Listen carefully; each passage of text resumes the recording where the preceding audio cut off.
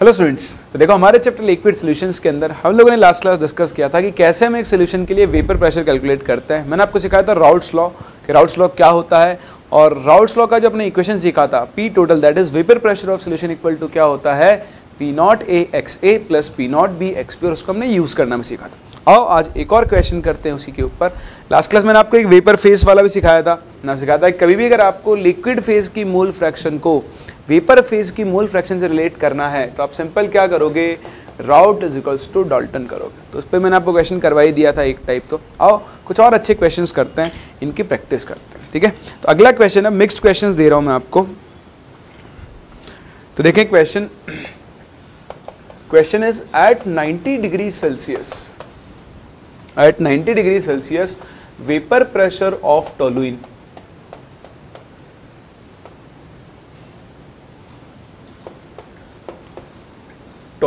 is 400 torr, ठीक, and that of xylene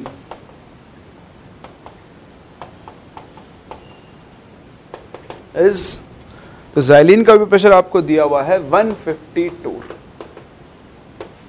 ठीक है। आगे कह रहा है what is the composition of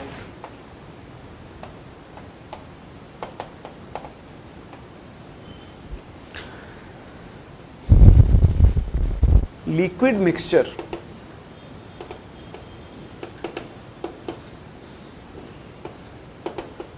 which boils at 90 degrees Celsius when pressure is 0.5 atm।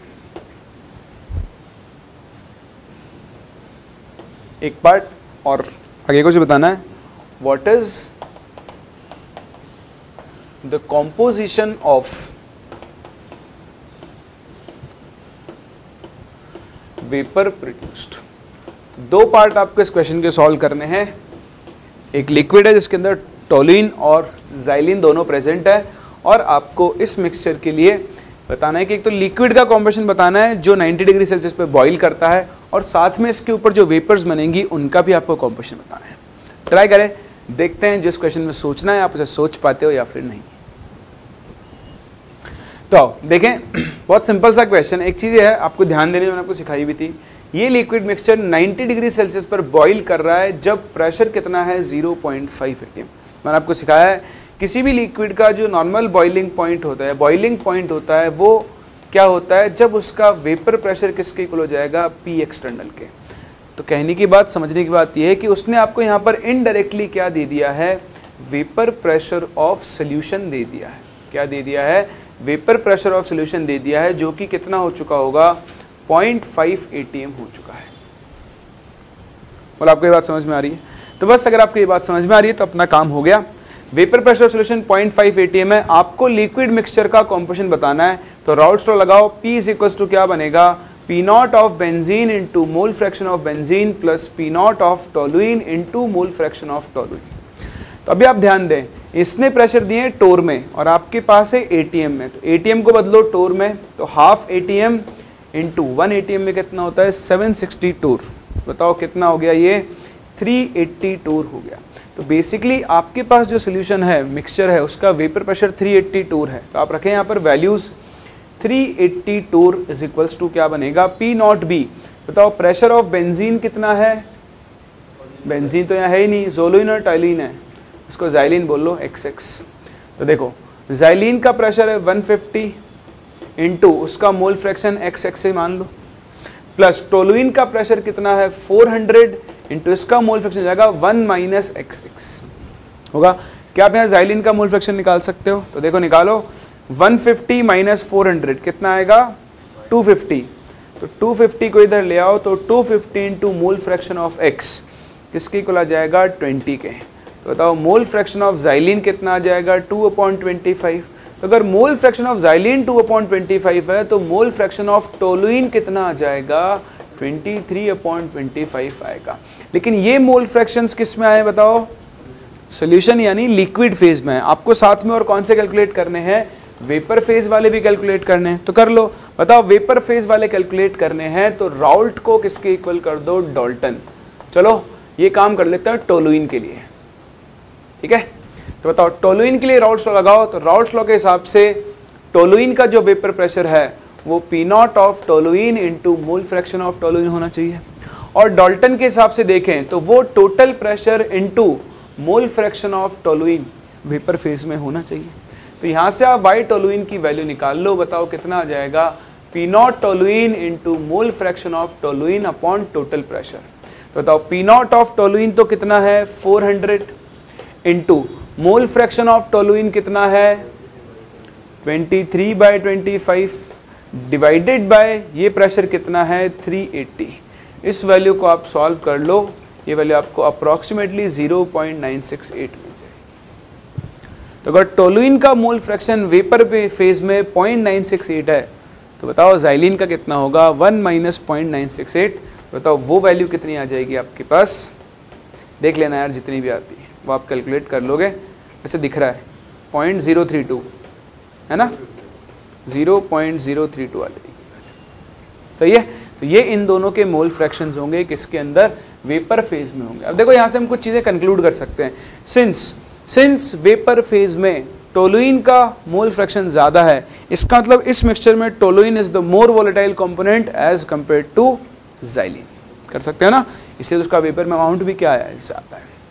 चलो, तो ये क्वेश्चंस होते हैं बेसिक्स राउल्ट्स लॉ के ऊपर, जहाँ पर आपको लिक्विड का कॉम्पोजिशन निकालना हो सकता है, वेपर का कॉम्पोजिशन निकालना हो सकता है आपको वेपर का कॉम्पोजिशन दे दे, उससे पहले आप लिक्विड का कॉम्पोजिशन निकालो और फिर उसका आपसे वेपर प्रेशर और भी कई चीज़ें कैलकुलेट करवा सकता है। तो बाकी क्वेश्चंस अपन ने डीपीपी में आपके लिए रखे हुए थे, आपने उनकी प्रैक्टिस भी की होगी, हमने डिस्कस भी कर लिया उनको। अब हम लोग क्या कर रहे हैं, आगे बढ़ रहे हैं, और आगे अब हम लोग किसकी बात कर रहे हैं, हम लोग बात कर रहे हैं एक बहुत ही इंपॉर्टेंट चीज़, हेडिंग डालें liquid and vapour composition curve.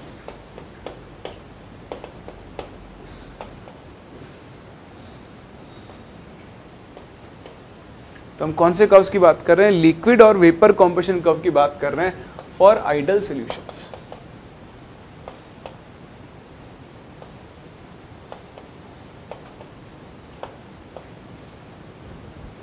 ठीक है, चलिए अब इस चीज़ की चिंता मत करो, मैं आइडल लिख रहा हूँ बार बार, अभी अपने डिस्कस भी नहीं किया है, तो डिस्कस करेंगे तब ये सब चीज़ अपने आप रिलेट हो जाएगी, अभी इसकी ज़रूरत नहीं है। तो देखो, मैंने लास्ट लेक्चर आपको जब राउल्ट्स लॉ पढ़ाया तो मैंने आपको एक ग्राफ बनवाया था। ये ग्राफ था किस किस के बीच में, इधर तो था वेपर प्रेशर ऑफ सोल्यूशन और इधर था आपका मोल फ्रैक्शन इन सोल्यूशन, है ना। यानी बेसिकली x की वैल्यू थी, x से 0 था, मान लो x यहाँ 1 था, तो यहाँ पर x भी कितना होगा 0, यहाँ पर xa कितना था 0, तो बताओ xb कितना होगा 1, बनाया था। तो कैसे बना था, यहाँ पर क्या था P0a और यहाँ पर क्या था P0b, और अगर मैं इन दोनों को लिंक कर दूँ तो ये जो ग्राफ बना था ये बना था वेपर प्रेशर ऑफ सोल्यूशन के लिए, तो अपने को दिख रहा है यहाँ पर। तो इस तरह से क्या हो रहा है, देखो इस ग्राफ से रीड करना सीखें ग्राफ को। इस ग्राफ के किसी पॉइंट पर, जैसे मान लो मैं आपसे बोलूँ ये कि सोल्यूशन का वेपर प्रेशर इतना है, ये मैंने डिफाइन कर दिया, तो इतने वेपर प्रेशर पे आप इस लिक्विड का क्या कर सकते हो, कॉम्पोजिशन निकाल सकते हो। तो अगर आपको प्रेशर पता है, वेपर प्रेशर ऑफ सोल्यूशन पता है, तो आप उससे क्या कर सकते हो, लिक्विड का उस प्रेशर पर कॉम्पोजिशन निकाल सकते हो। इस प्रेशर पर इस लिक्विड का कॉम्पोजिशन कितना होगा, इतना होगा, इस प्रेशर पर कितना होगा, इतना होगा।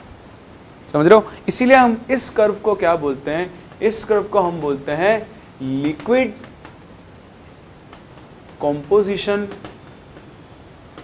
कर्व, क्योंकि इस कर्व से हम किसकी कॉम्पोजिशन बता सकते हैं, लिक्विड की कॉम्पोजिशन को बता सकते हैं। कैसे, एक गिवन प्रेशर पर। अगर आपको तो बोल दूं कि प्रेशर 0.5 atm है, तो 0.5 atm से लाइन ड्रॉ करके मैं उस लिक्विड की क्या बता सकता हूँ, कॉम्पोजिशन बता सकता हूँ। जैसे आपने सीखा भी है कि भाई हमारे पास सपोज ये एक सोल्यूशन है, यहाँ पर ये लिक्विड भरा है, बताओ इस लिक्विड के ऊपर क्या होंगी, वेपर्स भी तो होंगी। तो अभी इस कर्व से तो हम सिर्फ किसका कॉम्पोजिशन बता सकते हैं, लिक्विड का, XA और XB। जैसे हम लिक्विड का बता सकते हैं, क्या हम वैसे ही वेपर का भी कॉम्पोजिशन बता सकते हैं, बिल्कुल बता सकते हैं, लेकिन उसके लिए ग्राफ ऐसा नहीं होगा।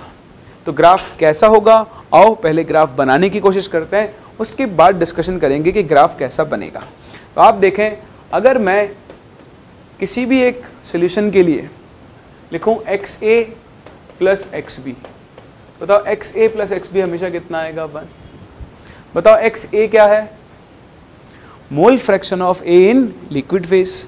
बताओ XB क्या है, वो भी क्या है, mole fraction of B in liquid phase. तो अगर XA और XB दोनों ही mole fraction in liquid phase हैं, तो आप क्या करें, A के लिए Raoult is equals to Dalton करें। बताओ रॉल्ट क्या कहता है A के लिए, P naught A into XA will be equal to, बताओ डाल्टन क्या कहेगा, P टोटल इंटू YA। बोलेगा। तो बताओ क्या मैं यहां से XA की वैल्यू को P total into YA upon P naught A लिख सकता हूं? बोलो हाँ, बिल्कुल लिख सकता हूं। सिमिलरली बताओ अगर मैं B के लिए भी यही काम करूं तो बताओ मैं XB की जगह क्या लिख सकता हूं, P total into YB upon P naught B। और बताओ ये वैल्यू कितनी होगी, 1। कोई डाउट? सही है, कुछ कॉमन आ रहा है? PT, तो PT को क्या करो, कॉमन कर लो, यहां से बाहर निकाल के उधर भेज दो। इक्वेशन क्या बन जाएगा, YA upon P naught A plus YB upon P naught B is equals to क्या बन जाएगा, 1 अपॉन P टोटल।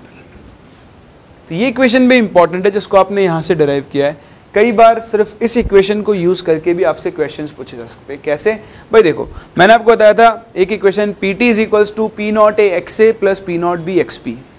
उसको जस्ट उल्टा कर दो, PT की जगह लिख दो 1 upon PT, P naught A की जगह लिख दो 1 अपॉन P नॉट A, और P नॉट B की जगह लिख दो 1 अपॉन P नॉट B।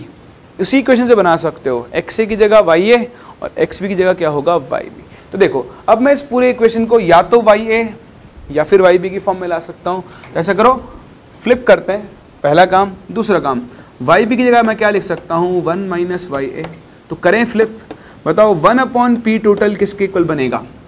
तो आप देखो जैसे आप यहाँ 1 माइनस YA लिखोगे, एक टर्म तो फ्री हो जाएगा 1 अपॉन P नॉट B वाला, प्लस दूसरा टर्म क्या बनेगा बताओ, 1 upon P naught A minus 1 upon P naught B into साथ में क्या बन जाएगा, YA।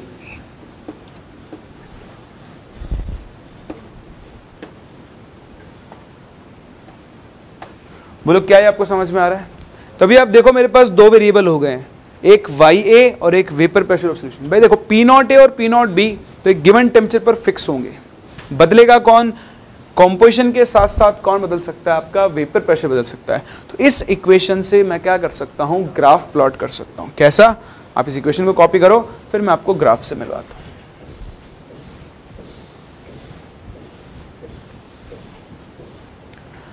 तो देखो ग्राफ बनाते हैं, देखो इसी इक्वेशन को यूज करके। तो अपना इक्वेशन क्या बना है, अपना इक्वेशन बना है भैया 1 अपॉन P टोटल जो है वो किसके इक्वल है, 1 upon P naught B plus 1 upon P naught A minus 1 upon P naught B into क्या बना, YA। ठीक है, तो इक्वेशन आपको याद नहीं रखना है, इक्वेशन तो वही याद रखना है, उसको कन्वर्ट कर लेंगे और चाहो तो आप सिंगल फॉर्म में ऐसे ला सकते हो।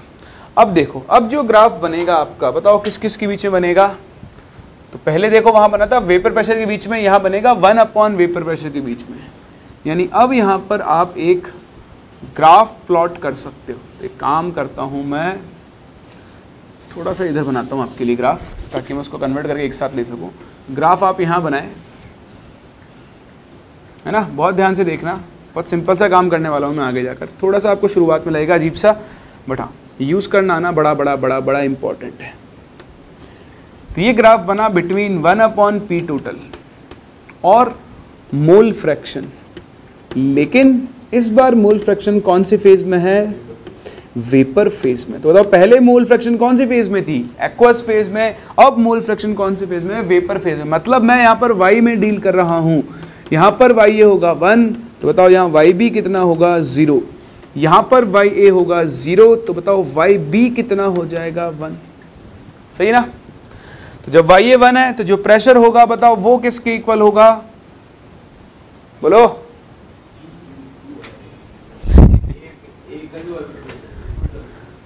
अरे प्रभु 1 अपॉन P नॉट A के इक्वल हो जाएगा। जब YA की वैल्यू 1 होगी तो 1 अपॉन पी नॉट बी से 1 upon P naught B cancel, तो 1 अपॉन पी टी की वैल्यू किसकी इक्वल हो जाएगी 1 अपॉन पी नॉट ए। चले चलो, हम अभी तक अजम्पशन क्या लेकर चल रहे हैं, देखो इस ग्राफ को, इस ग्राफ से आपको दिख रहा है कि पी नॉट बी की वैल्यू क्या है, पी नॉट ए से ज्यादा है। इधर आए, अगर पी नॉट बी की वैल्यू पी नॉट ए से ज्यादा है तो बताओ 1 अपॉन पी नॉट बी की वैल्यू, बोलो 1 अपॉन पी नॉट ए से क्या होगी, कम। इसका मतलब 1 अपॉन पी नॉट ए ऊपर आएगा, तो इसको इसलिए अच्छा है कि आप यहां प्लॉट ना करके इसको कहीं ऊपर बना दो, तो ये बन गया 1 अपॉन पी नॉट ए। समझ में आ रहा है? चलो ऐसे ही यहां पर आओ, वाई ए 0 वाई बी 1, तो बताओ यहां जो वैल्यू आएगी वो किसके इक्वल हो जाएगी 1 अपॉन पी नॉट बी के। अब दोनों को कनेक्ट कर दो, सिंस 1 अपॉन पी नॉट ए 1 अपॉन पी नॉट बी से बड़ा है, तो वाई ए 0 और वाई ए 1, इधर चलने पर वाई बढ़ रहा है, तो वाई और 1 अपॉन पी के बीच में ग्राफ बनाओ तो ये ऐसी स्ट्रेट लाइन बनेगी। सही है? बताओ ये कौन सा कर्व हुआ, ये कर्व हुआ वेपर कॉम्पोजिशन का। कौन सा कर्व हुआ, वेपर कॉम्पोजिशन। लेकिन ये अभी एग्जैक्टली वेपर कॉम्पोजिशन कर्व नहीं आया है, क्योंकि वहां पर हमने जो कर्व बनाया था वो तो P यानी वेपर प्रेशर और मोल फ्रैक्शन के बीच में था, जबकि ये ग्राफ किसके बीच में है 1 अपॉन पी के बीच में। तो कोई बात नहीं, अब अपन क्या करेंगे, जुगाड़ लगाएंगे। जुगाड़ क्या भाई, ये ग्राफ किसके बीच में है 1 अपॉन पी और वाई के बीच में। तो अगर 1 अपॉन पी और वाई के बीच का ग्राफ एक स्ट्रेट लाइन आ रहा है तो मैं इतना तो बोल ही सकता हूं कि वेपर प्रेशर P और वाई के बीच का ग्राफ कैसा आएगा, कर्व्ड आएगा। सही है ना? तो बस उसी को हम अपना सहारा बनाते हुए दोबारा से एक ग्राफ प्लॉट कर सकते हैं। तो अब अपना अगला ग्राफ बनेगा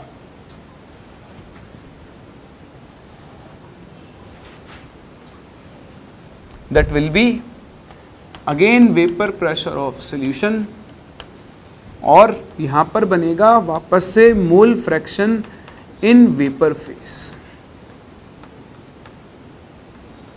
बोलो बनेगा? तो आप देखें वापस से कंपेयर करते हैं। अब पहले 1 अपॉन पी था, अब यहां पर आएगा P। तो बताओ 1 अपॉन पी नॉट ए, अगर 1 अपॉन पी नॉट बी से बड़ा था तो पी नॉट ए क्या रहा होगा, पी नॉट बी से छोटा, तो यहां पर कहीं पर तो क्या बनेगा पी नॉट ए। सही है? बताओ यहां कहीं ऊपर क्या बनेगा आपका पी नॉट बी। बताओ कनेक्ट स्ट्रेट लाइन से करो या नहीं? ग्राफ कैसा होगा, कर्व्ड। तो कर्व्ड ग्राफ होगा तो कुछ इस तरह का ग्राफ होता है। मुझे पता है ये पूछना चाहते हो सर ग्राफ ऐसे क्यों, कर्व्ड ग्राफ तो ऐसा भी हो सकता है। तो ये अब आपको थोड़ा ध्यान रखना पड़ेगा, एक्सपेरिमेंटल है, ऐसा ही ग्राफ आता है। ठीक है? तो नेचर इसका इसी तरह डिफाइंड है, आप इसको एज इट इज ध्यान रखें। तो पी नॉट ए से लेकर पी नॉट बी तक का ये ग्राफ बना। अब इस ग्राफ को कैसे रीड करोगे, ध्यान देना, ये आपको y की वैल्यू देगा, यानी ये है YA1 और YB इक्वल टू 0, ये है YA इज इक्वल्स टू 0 और YB इज इक्वल्स टू 1। तो अगर आपको प्रेशर पता है तो देखो इस प्रेशर पर ये वेपर का कॉम्पोजिशन होगा, इस प्रेशर पर ये वेपर का कॉम्पोजिशन होगा। आपको और रीड करना आना चाहिए। इस प्रेशर पर, जैसे मान लो ये प्रेशर है, तो इस प्रेशर पर A का अमाउंट क्या होगा, वेपर में ज्यादा, और B का अमाउंट क्या होगा, कम। इस प्रेशर पर वेपर में B का अमाउंट क्या होगा, ज्यादा, और A का अमाउंट क्या होगा, कम। ये सारी चीज आपको अभी रीड करनी आनी चाहिए, मैं और रीड करना सिखाऊंगा। लेकिन सिंस ये ग्राफ हमको प्रेशर के साथ वेपर का कॉम्पोजिशन दे रहा है, इसलिए इस ग्राफ को हम कौन सा कर्व बोलते हैं, वेपर कॉम्पोजिशन कर्व बोलते हैं। हाँ, तो वाई ए जब 1 होगा जब भी तो उसके पी नॉट ए के बराबर ही होगा। ये लिक्विड है, लिक्विड के ऊपर सिर्फ एक ही वेपर्स हैं, सिर्फ एक ही वेपर्स। वो कब होंगी, जब प्योर ए रहा होगा। समझ रहे हो? जब सोल्यूशन है जिसमें ए और बी दोनों हैं, ठीक है, तो अगर ए और बी दोनों है तो वेपर में ए और बी दोनों होंगे। अगर ऊपर सिर्फ एक ही वेपर्स हैं, इसका मतलब क्या, नीचे सिर्फ क्या रहा होगा, प्योर ए रहा होगा, तभी तो उसकी वेपर्स। समझ रहे हो ना? तो पी नॉट ए किसको डिनोट कर रहा है, जब प्योर ए रहा होगा। तो प्योर ए रहा होगा तो वेपर प्रेशर भी किसकी वजह से होगा, प्योर ए की वजह से। सिमिलरली चीज आप बी के लिए भी बोल सकते हैं। कर सकते हैं। अभी आप देखो, अभी हमने दोनों कर्व अलग अलग बनाए हैं, ये लिक्विड कॉम्पोजिशन कर्व है, ये वेपर कॉम्पोजिशन कर्व है। अब हम दोनों को करने वाले हैं फ्यूज, कंबाइन करके एक ही जगह हम दोनों ग्राफ बनाएंगे और उनको रीड करना आना बहुत बहुत बहुत इंपॉर्टेंट है। कॉपी करो, फिर इन दोनों ग्राफ्स को हम कंबाइन करते हैं। तो देखें कैसे हम अब इन दोनों ग्राफ्स को कंबाइन करते हैं। तो कंबाइन करने के लिए हम फिर से ग्राफ प्लॉट करते हैं।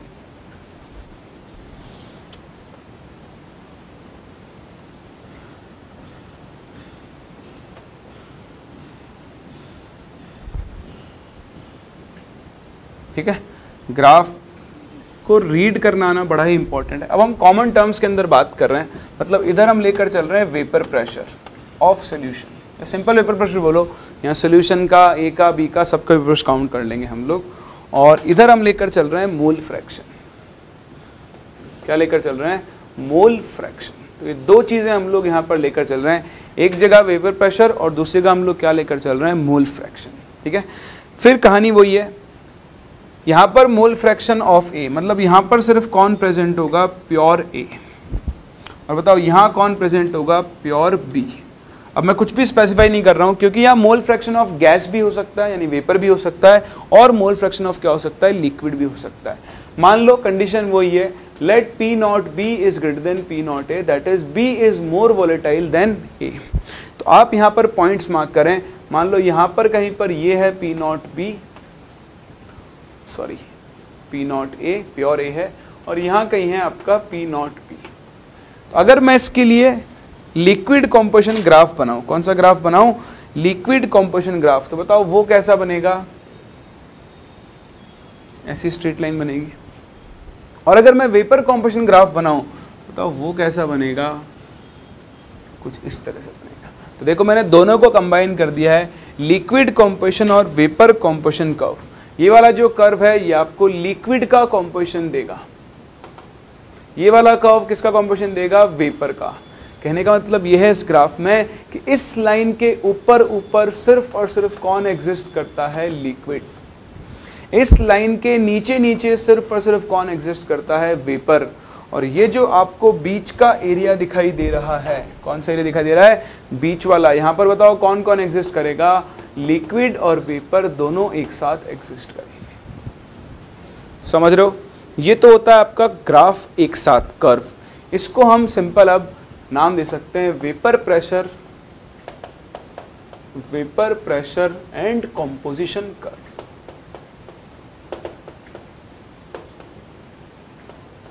ठीक, तो सिंपल सी बात है, अगर प्रेशर इस पॉइंट से ज्यादा होगा तो सिर्फ और सिर्फ कौन एग्जिस्ट करेगा, लिक्विड। अगर इससे नीचे होगा तो कौन एग्जिस्ट करेगा, सिर्फ और सिर्फ वेपर्स। और अगर आप बीच कहीं हो तो लिक्विड और वेपर दोनों एक साथ क्या कर रहे होंगे, को एग्जिस्ट कर रहे हो।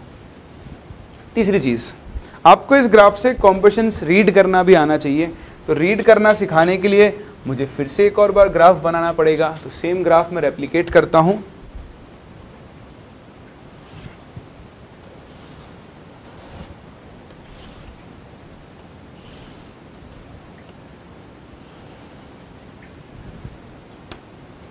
This is P naught A, this is P naught B, this is वही आपका प्रेशर या वेपर है ना। आप यहाँ प्रेशर भी लिख सकते हो, वेपर प्रेशर लिख सकते हो, भाई नाप तो आप प्रेशर ही रहे हो ना, तो प्रेशर भी लिखा हुआ मिल सकता है। कंफ्यूज मत हो ना कि यार ये तो वेपर प्रेशर लिखा हुआ होता था, यहाँ पर प्रेशर कैसे लिखा हुआ मिल गया।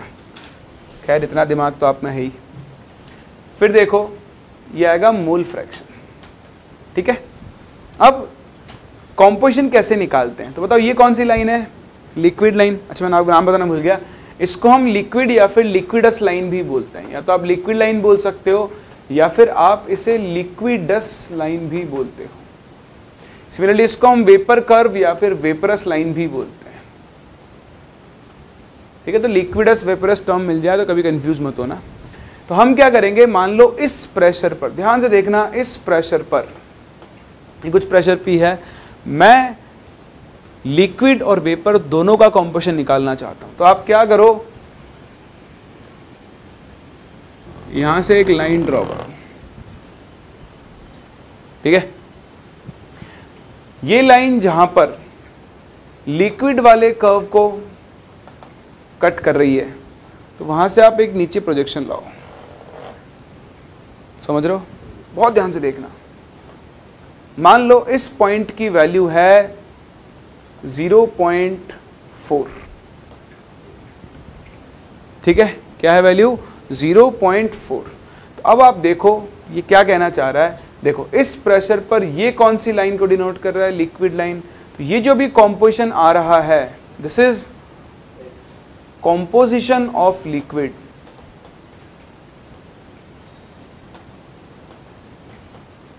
एट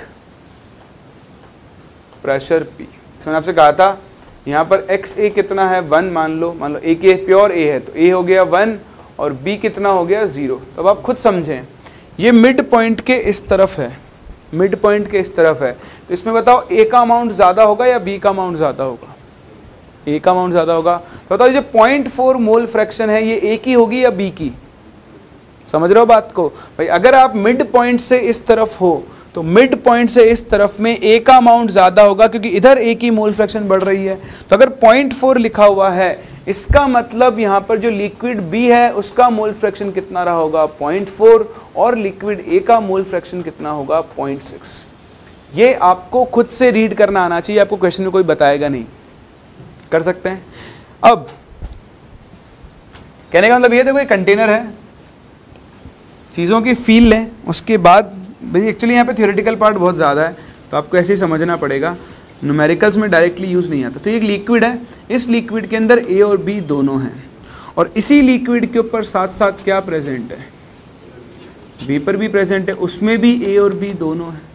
तो अभी तो हमने बात की, देखो दोनों में प्रेशर तो सेम ही लग रहा होगा, P प्रेशर लगा हुआ है एक्सटर्नल, तो P प्रेशर पर लिक्विड का कॉम्पोजिशन तो आ गया कि इस प्रेशर पर इस लिक्विड के अंदर A का मोल फ्रैक्शन होगा 0.6 और B का मोल फ्रैक्शन कितना होगा? 0.4। अगर इसी कंडीशन पे मैं वेपर का भी कॉम्पोजिशन निकालना चाहूं तो भाई इसी प्रेशर पे वेपर का कॉम्पोजिशन तो वेपर प्रेशर वाले मतलब वेपर वाले कर्व से निकलेगा। तो यहां से फिर से आप एक लाइन ड्रॉप करें, और ये जो लाइन ड्रॉप करेंगे आप,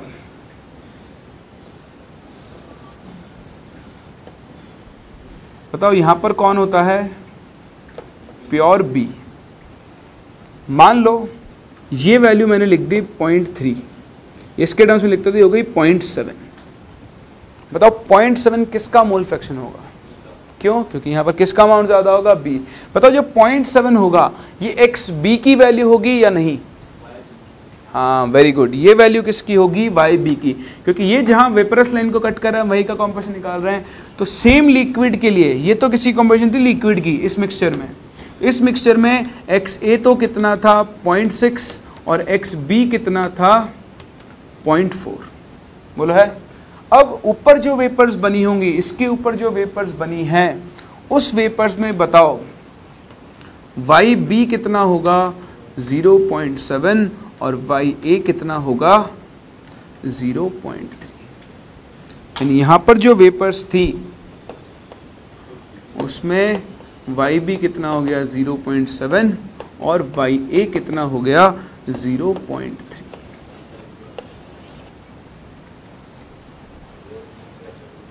अरे चलो इसको B कर देते हैं, इसको A कर देते हैं।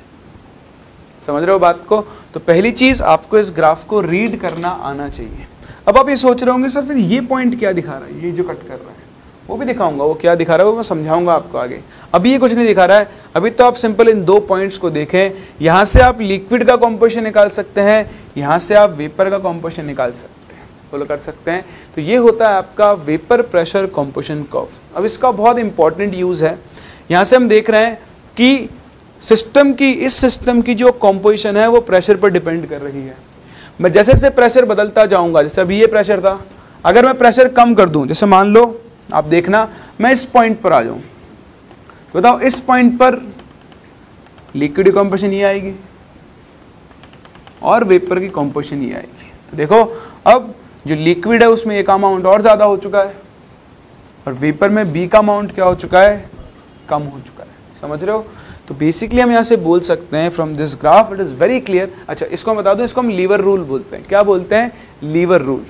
तो नाम पे मत जाओ, वो तो लिखा हुआ मिल जाता है कई बार, इसलिए बाकी इस तरह से हम क्या कर सकते हैं, कॉम्पोजिशन पता कर सकते हैं। और दूसरी चीज जो ध्यान देने की है, from this graph we can say that, from the graph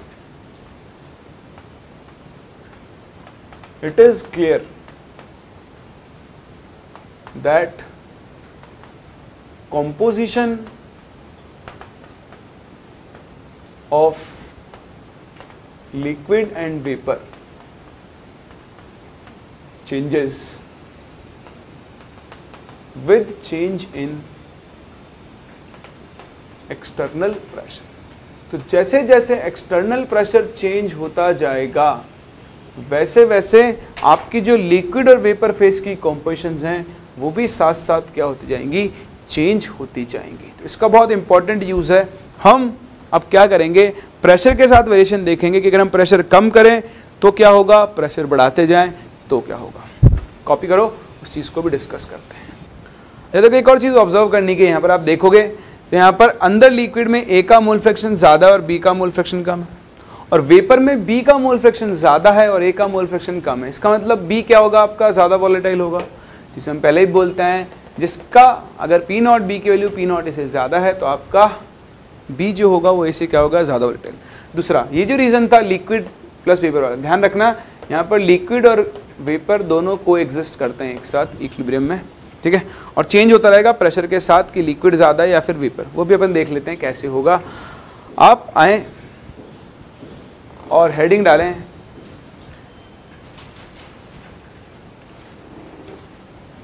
effect of pressure या वेरिएशन ऑफ कॉम्पोजिशन, ऐसा लिख लो आप तो, variation of composition of liquid and vapour with external pressure।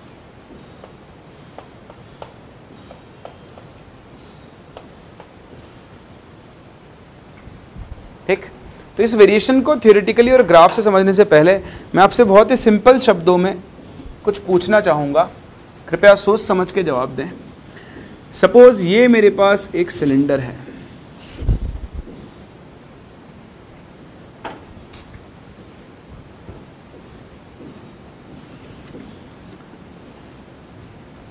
ये पिस्टन लगा हुआ है,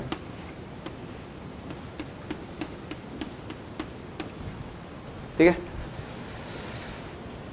नहीं थोड़ा सा चेंज कर दो, ये तो आप बढ़िया, इसमें दिमाग लगाने वाली चीज़ नहीं आएगी। तो ये मेरा पिस्टन है,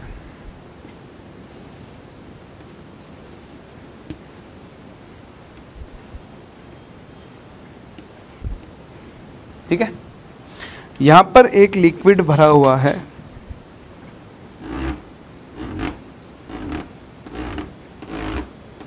दिस लिक्विड इज वॉलेटाइल, ठीक है। अभी आपका पिस्टन लिक्विड की सरफेस को ऑलमोस्ट टच कर रहा है, तो वॉलेटाइल लिक्विड है, इसके मॉलिक्यूल्स के पास कुछ काइनेटिक एनर्जी होगी, लेकिन ऊपर क्या है, जगह नहीं है मॉलिक्यूल्स को सरकने के लिए, ऊपर जाने के लिए। तो अभी सबका सब क्या होगा, लिक्विड यहाँ पर वेपर एग्जिस्ट नहीं कर रही होगी। अब हम क्या करते हैं, ये हमारा जो पिस्टन है, इस पिस्टन को थोड़ा मूव करवाते हैं, ठीक। चलो, तो पिस्टन को मैं ले गया कुछ यहाँ पर, ठीक है। आराम से सोच समझ के आंसर दें, अगर आपने ये समझा तभी आप इसका थ्योरेटिकल पार्ट भी समझ पाएंगे। तो देखो, अब भी इसमें लिक्विड तो उसी लेवल पर रहेगा, लिक्विड थोड़ा ना फैल जाएगा ऊपर, गैस होती तो एक्सपैंड कर जाती, लिक्विड तो वहीं रहेगा।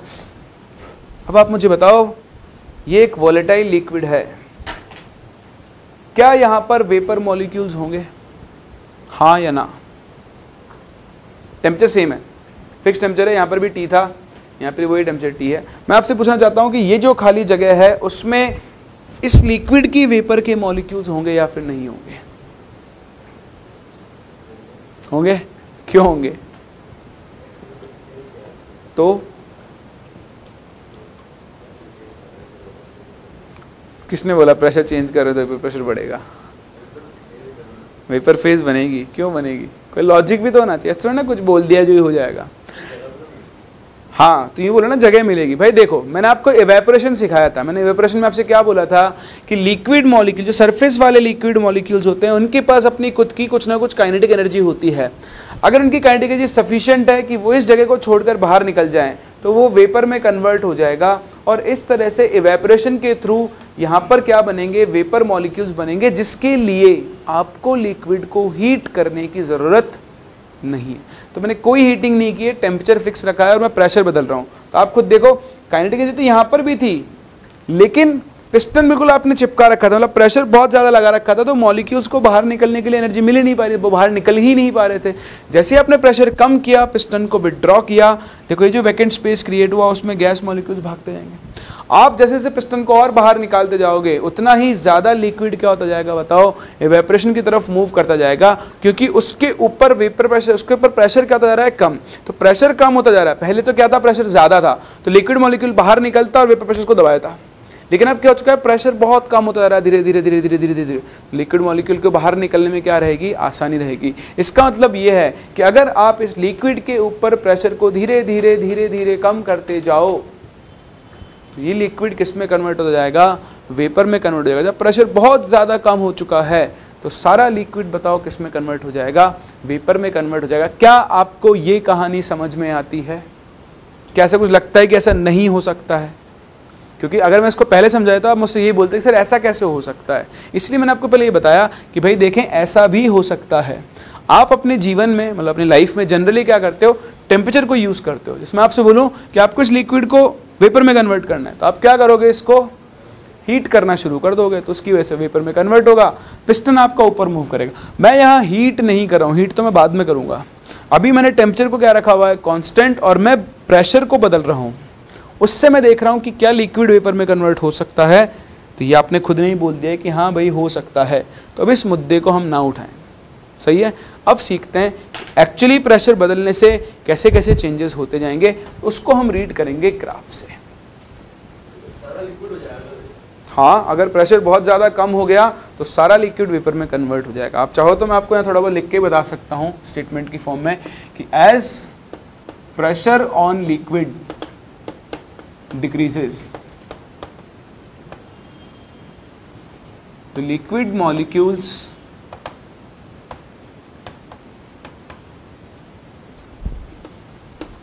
will easily come out from surface and will get converted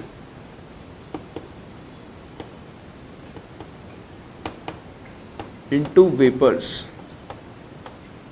bracket में लिख देना, through evaporation.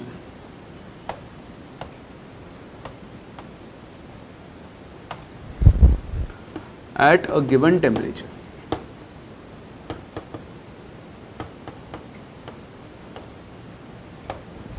And as pressure decreases more and more,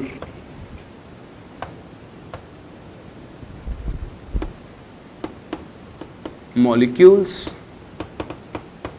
will get converted into vapors। Actually हम क्या है ना, रियल लाइफ से कनेक्ट करते हैं। तो रियल लाइफ में अभी आप देखो, जैसे वाटर रखा हुआ है, मैं आपको कई बार बोल चुका हूँ, आप तो ना वाटर को खुला रख जाओ थोड़े टाइम के लिए, 10-15 दिन के लिए, उड़ जाएगा, पूरा गायब हो जाएगा वहाँ से। अब होता क्या है, इन जनरल तो प्रेशर कितना आपका 760 mm है। आप खुद सोचो, अगर मैं प्रेशर को 10⁻² mm कर दूं, कितना, 10⁻², बहुत लो प्रेशर कर दूं, तो हुआ क्या, आप देखो ये लिक्विड था, यहाँ पर वेपर मॉलिक्यूल्स बने, तो अभी 760 mm पे तो क्या होता है, वो रुक जाते हैं, यहाँ पर रुक जाते हैं, तो बाकी मॉलिक्यूल्स को बाहर निकलने से रोकते जाते हैं, क्योंकि प्रेशर बिल्टअप हो जाता है। और आप खुद सोचो, जब प्रेशर इतना कम हो चुका है, तो इतने कम प्रेशर पे सब दूर भाग जाएंगे, तो दूर भागेंगे तो यहाँ की जगह वापस से क्या हो जाएगी, खाली हो जाएगी, तो बाकी के लिक्विड मॉलिक्यूल्स वेपर में कन्वर्ट होंगे, वो भी भाग जाएंगे। इस तरह से क्या होता है, एक ग्रेडियंट बन जाता है, मॉलिक्यूल्स भागना शुरू कर देते हैं, तब तक भागते रहते हैं जब तक सारे मॉलिक्यूल्स क्या नहीं होते हैं, ऐसा नहीं है कि प्रेशर कम करने से लिक्विड वेपराइज नहीं हो सकता, बिल्कुल हो सकता है। आप इतना प्रेशर कम करके देखो, लिक्विड अपने आप क्या हो जाएगा, वेपराइज हो जाएगा। खैर, अगर आपने लिख लिया है तो मैं फर्दर फिर ग्राफ बनाऊं जो मेन मुद्दा था वो डिस्कस करें अब। तो हम इसी ग्राफ से कुछ चीज़ें सीखने वाले हैं। आप देखें, मैं एक ग्राफ बनाता हूँ।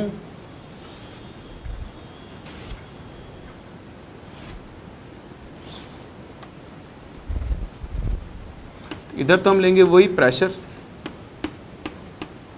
ठीक। इधर हम क्या लेंगे, वही अपना मोल फ्रैक्शन। बनाएं ग्राफ। तो ये हो गया पी नॉट ए, ये हो गया अपना पी नॉट पी। बनाए ग्राफ। तो क्या करोगे, ये तो कौन सी लाइन आएगी आपकी, लिक्विडस लाइन। और बताओ ये कौन सी लाइन आएगी, वेपरस लाइन। तो इसके ऊपर ऊपर सिर्फ कौन होगा, लिक्विड। इसके नीचे नीचे कौन होगा, वेपर। बताओ यहाँ पर कौन कौन एग्जिस्ट कर रहा होगा, लिक्विड और वेपर एक साथ एग्जिस्ट कर रहे होंगे। सही है। अब आप क्या करो, एक लाइन ड्रॉ कर देता हूँ मैं आपके सामने यहाँ पर। ये मैं इस लाइन के अलोंग चल रहा हूँ। तो हम पहला केस बनाते हैं, केस 1।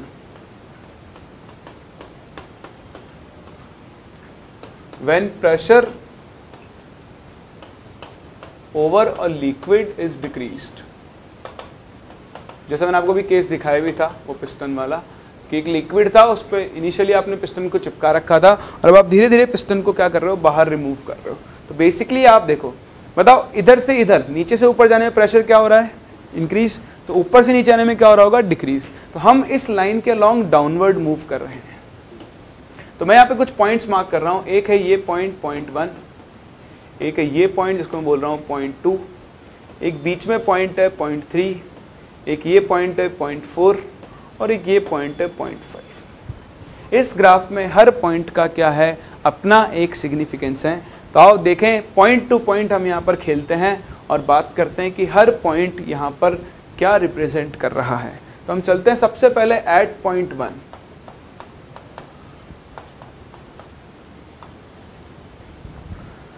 तो बताओ पॉइंट 1 पर क्या होगा।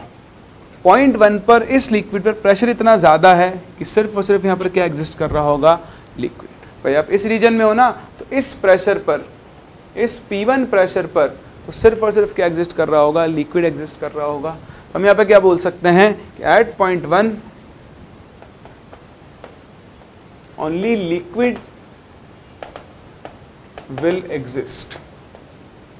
यहाँ पर अभी कोई वेपर नहीं बनी होगी। फिर देखो, आप पॉइंट 1 से प्रेशर डिक्रीज करना शुरू कर रहे हो। बताओ कब तक लिक्विड एग्जिस्ट करता रहेगा, जब तक आपका प्रेशर इस लाइन के ऊपर ऊपर चल रहा है। जिस पॉइंट पर इसको कट करेगा दैट इज P2 प्रेशर, इसको हम बोल रहे हैं प्रेशर P2। तो जब आप पॉइंट 2 पर पहुंच चुके होंगे, एट पॉइंट 2,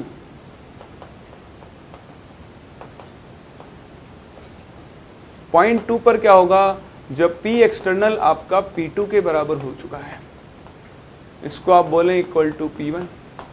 ठीक है। तो बताओ पॉइंट 2 का जो प्रेशर होगा उस पॉइंट पर क्या होगा। देखो लिक्विड फेज से अब आप ट्रांजिशन लेने जा रहे हो, कौन सी फेज में, वेपर फेज में। मतलब इस प्रेशर पर पहला मॉलिक्यूल ऑफ वेपर फॉर्म हुआ होगा। ध्यान देना, ये सिलेंडर था, मैंने पिस्टन को धीरे धीरे पुल करना शुरू किया, तो फिक्स्ड एक प्रेशर पे क्या होगा, एक मॉलिक्यूल वेपराइज होकर किसमें कन्वर्ट हो जाएगा, वेपर। तो एक मॉलिक्यूल नहीं बोल के हम उसको बोलते हैं बबल।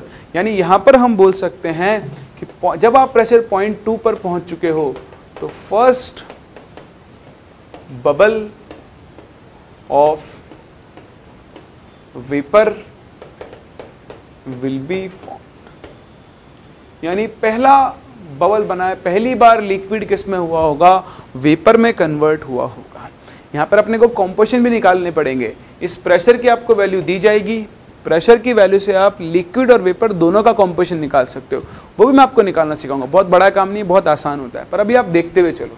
बोले चीज समझ में आ गई आपको। फिर आपने प्रेशर, आप तो और माने नहीं मैं तो और डिक्रीज करूंगा, तो और डिक्रीज किया, और डिक्रीज करके हम पहुंचे पॉइंट 3 पर।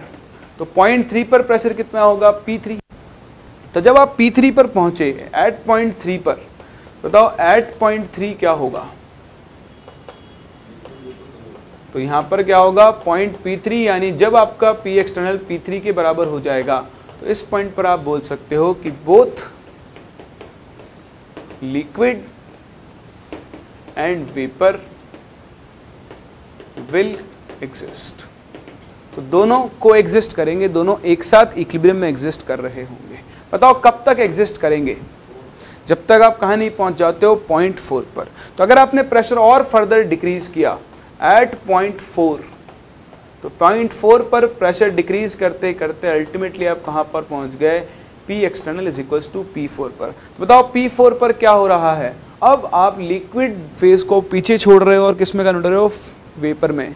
क्या आप मुझे 0.4 का सिग्निफिकेंस बता सकते हैं? Very good.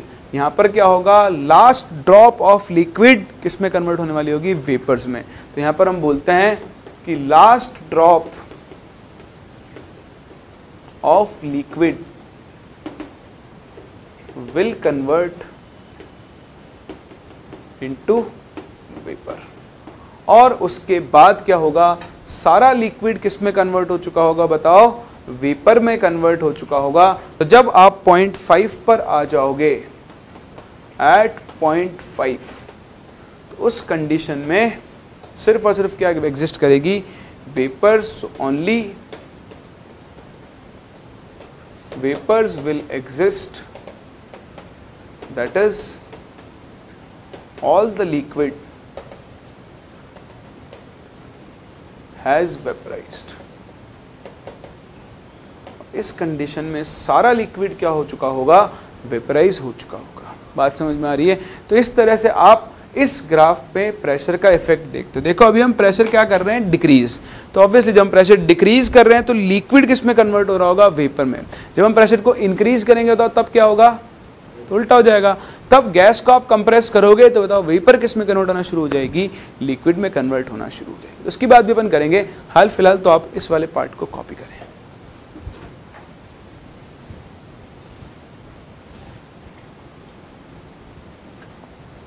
फिर देखें इसी का case 2, that is when pressure is increased. अभी क्या दोनों केस कवर कर लेते हैं, फिर इसके ऊपर हम न्यूमेरिकल्स की बात करेंगे। So when pressure is increased, कौन सा प्रेशर? एक्सटर्नल प्रेशर है ना। चलो प्रेशर लिखवाता मैंने, तो आप सिंपल वैसे लिख लो, when pressure over a liquid is increased. आप खुद प्रेशर बढ़ा रहे हैं और उसी रिस्पेक्ट में हम लोग क्या कर रहे हैं? बात कर रहे हैं। ठीक है, तो ग्राफ अपने को एक बार फिर से बनाना पड़ेगा। तो आओ पहले तो अपना ग्राफ बना लेते हैं, फिर से पॉइंट्स बना लेंगे।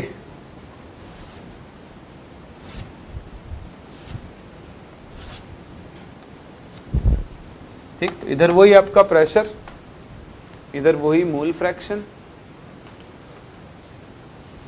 वही P0 A, P0 B, ये आपकी वेपरस लाइन, ये लिक्विड लाइन, ये वेपरस लाइन, ये लिक्विड वेपर इक्विलिब्रियम में होंगे। ठीक है, फिर से एक वर्टिकल लाइन ड्रॉ करें। ठीक है, तो देखो एक फिक्स्ड कॉम्पोजिशन आपने लाइन ड्रॉ की है और अब आप इस लाइन के अलोंग किधर मूव कर रहे हो? ऊपर की तरफ। क्यों? क्योंकि अब आप फाइनल इनिशियल सिस्टम पे प्रेशर को क्या कर रहे हो? बढ़ा रहे हो। तो देखो जब प्रेशर बहुत ही कम था तो आपके पास सिर्फ और सिर्फ क्या एग्जिस्ट कर रही थी? वेपर्स। तो फिर से पॉइंट मार्क करें, इसको बोले 0.1, इसको बोले 0.2, इसको बोले 0.3, इसको बोले 0.4 और इसको बोले 0.5। सही है?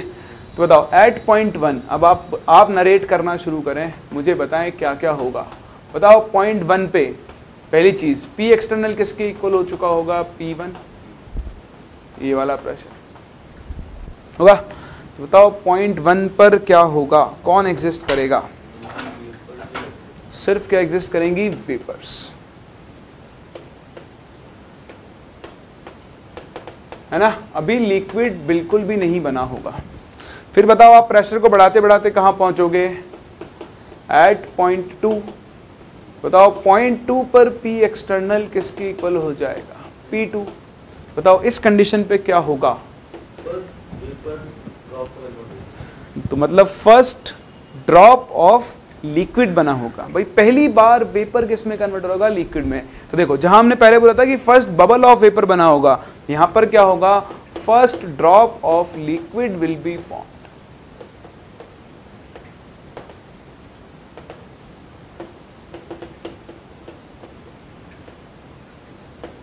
सही है? बताओ 0.3 पर क्या होगा? तो एट पॉइंट 3 आप बोल सकते हो बोथ विल कोएग्जिस्ट। सही है। बताओ पॉइंट 4 पर क्या होगा? एट पॉइंट 4 तो वहां पर लास्ट ड्रॉप ऑफ नहीं, last bubble of vapour will be left, है ना। और लास्ट ड्रॉप क्या हो रही होगी? तो लास्ट ड्रॉप नहीं बोल के हम क्या बोलेंगे? Last bubble of vapour will be left. तो हमें बोल सकते हो कि last bubble of vapour will convert into liquid. और उसके बाद अगर आप पॉइंट 5 पर पहुंच जाते हो, तो पॉइंट 5 पर क्या हो चुका होगा? All the vapour will be converted into liquid. इस तरह से प्रेशर बढ़ाकर सेम टेम्परेचर पे ना, ये सब कांस्टेंट टेम्परेचर पे बनाए गए हैं। आप चाहो तो साफ साफ यहाँ पे लिख देना कि भैया मैंने कांस्टेंट टेम्परेचर रखा हुआ है यहाँ पर भी और वहाँ पर भी, क्योंकि अभी मैं आगे मैं प्रेशर कांस्टेंट रखूंगा और फिर किसको बदलूंगा? टेम्परेचर को। तो आप दोनों ही ग्राफ में चीज़ ऐड कर देना कि मैंने यहाँ पर टेम्परेचर को क्या रखा है? कांस्टेंट। तो कांस्टेंट टेम्परेचर पर अगर आप प्रेशर बढ़ाओ या प्रेशर कम करो तो कन्वर्जन चलता रहता है। प्रेशर बढ़ाने पर वेपर लिक्विड में कन्वर्ट होती जाएगी और प्रेशर कम करने पर लिक्विड किस में कन्वर्ट होना शुरू हो जाएगा? वेपर में कन्वर्ट होना शुरू हो जाएगा। और आप हर एक पॉइंट को अपने आप से स्पेसिफाई कर सकते हो। जिस पॉइंट पर ये ग्राफ वेपर लाइन को कट करके लिक्विड वाले फेज में जा रहा होगा, वहां पर पहली बबल ऑफ वेपर किस में कन्वर्ट होगी? लिक्विड में, मतलब फर्स्ट ड्रॉप ऑफ लिक्विड बनी होगी। सेम इस तरह यहाँ पर लास्ट बबल ऑफ वेपर किस में कन्वर्ट हो रही होगी? लिक्विड में कन्वर्ट हो रही होगी। तो आप पहले थियोरेटिकली इन पॉइंट्स को देखना सीखें। इसके बाद आते हैं इनके ऊपर न्यूमेरिकल्स। तो न्यूमेरिकल्स मैं आपको कराऊंगा नेक्स्ट क्लास, क्योंकि आज पहले समय हो चुका है ना। जितना ही खाते हैं जितना अपन पचा सकते हैं। तो नेक्स्ट क्लास क्या होगा? 2 काम हो जाएंगे। एक तो ये दोनों चीज़ें वापस से रिवाइज भी हो जाएगी और हम इनके ऊपर बेस्ड क्वेश्चन भी देख सकेंगे कि किस तरह के क्वेश्चन इन पर पूछे जा सकते हैं। हम मिलते हैं नेक्स्ट क्लास और यहाँ से आगे कंटिन्यू करते हैं।